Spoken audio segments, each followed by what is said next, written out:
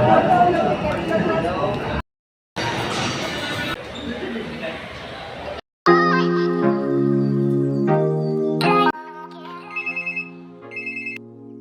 ko og kana. Salamat. Hello everyone! Kumusta po kayong lahat guys? So in this video, I will share with you guys kung pwede ba nating ipagawa yung relo natin na na-scratch yung glass. Okay, so yes, pupunta tayo doon and we will ask. So nagpatawag ako ng taxi guys para mabilisan yung lakad natin. So pagbaba ko, may taxi na. Then after that, pumunta muna ako guys sa Pier 1 sa may Plaza Independencia kasi meron kaming baggage, ipapakargo na gamit kasi sobrang heavy niya. So pagpunta ko dun sa Plaza Independencia guys, wala pala silang box yung cargo company. Oh my God! So yung nangyari guys, hindi ako nakabili ng box.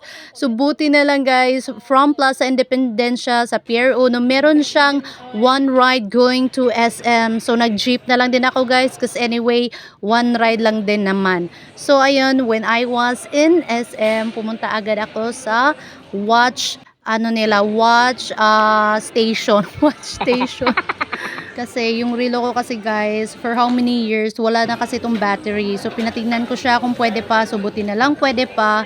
So it a Timex brand. So sobrang tagal ko na talagang having this watch and okay pa rin siya guys. So I asked then about dun sa scratch na glass guys, if they can do something about it. Then sabi nila yung ibang stores daw meron daw silang tinatawag na buffering, tapos yun daw yun, pero dun sa SM wala daw silang ganun. So they told me to go to the other stores sa baba, lower ground floor. It's called Symphony.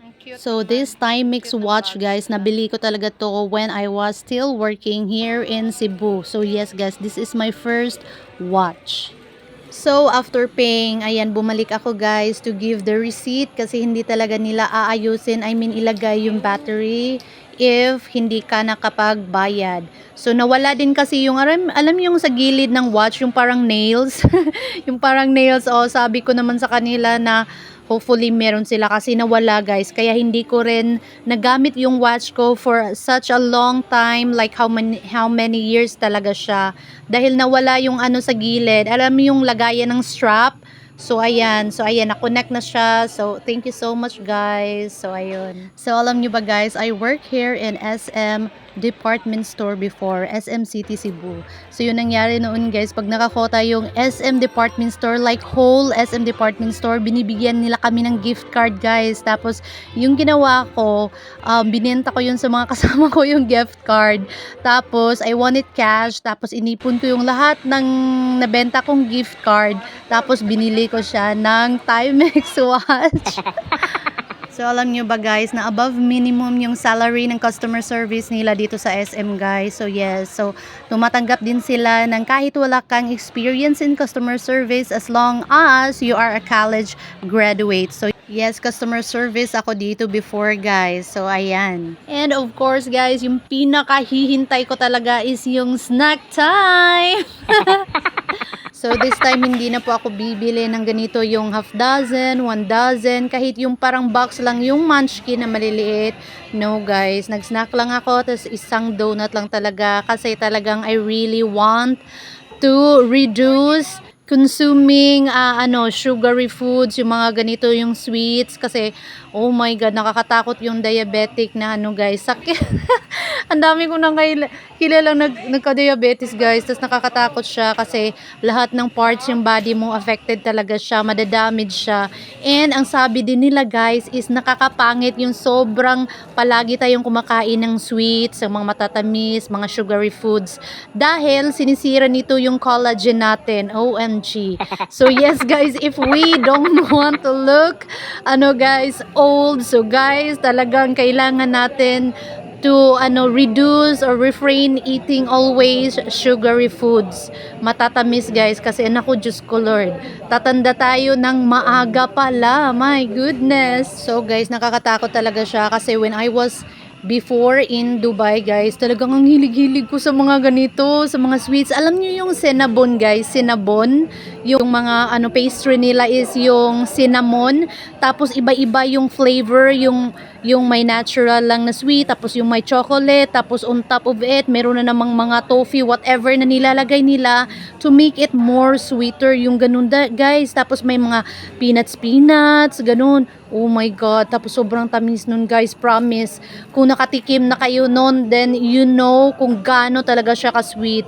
Kaya alam mo yung kinakabahan ako minsan na, oh my God, hindi ako palaging nagpapatingin ng doktor. Tapos, 'di ba, hindi natin alam. Kaya I tried my best to lessen yung pagkain ko ng mga sweets, lalo na yung rice, guys. Kinukontian ko na talaga yung pagkain ko ng rice, and bumibili na rin ako ng brown rice to mix it with white rice. Oo, kasi nakakatakot talaga siya.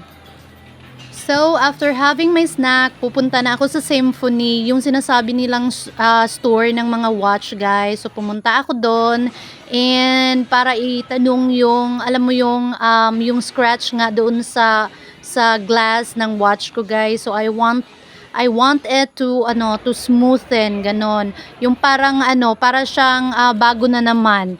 So, when I asked yung in charge dito sa parang repair shop, meron silang repair shop dito sa loob, guys. So, tiningnan ni kuya, tas ang sabi niya, kailangan kong pumunta sa ibang stores like in Ayala, ganon, kasi sila pala dito, hindi sila gumagawa nung buffering daw. Kailangan daw i-buffer yun, parang ganon yung term. So, yun, wala dito sa sa SM. So, kung kayo din, guys, you want it na ganun din yung case ng watch nyo, and you want to smoothen it, punta na kayo dun sa Ayala and ask kung meron. Kasi ako, guys, hindi pa ako nakapunta dun to ask. So, after that, guys, I'm going home. But one thing that I will tell you, kung magta-taxi pala kayo, guys, dito sa SM, always choose yung, alam mo yung sa entrance and exit area, meron silang diba? Meron silang taxi stand. Dito talaga kayo, guys, maghihintay kasi malapit siya sa mga, alam mo yung safety siya, kasi malapit siya sa entrance and exit, merong guard.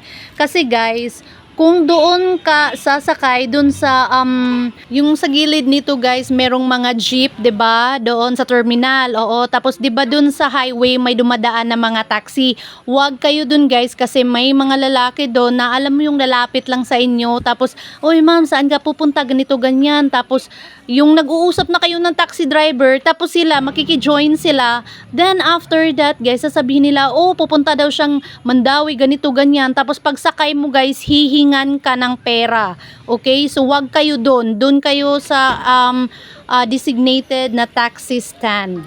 So, hopefully, guys, this little information can help you on your future travel. So, ayun lang po, guys. Thank you so much for watching, and see you next time. Bye!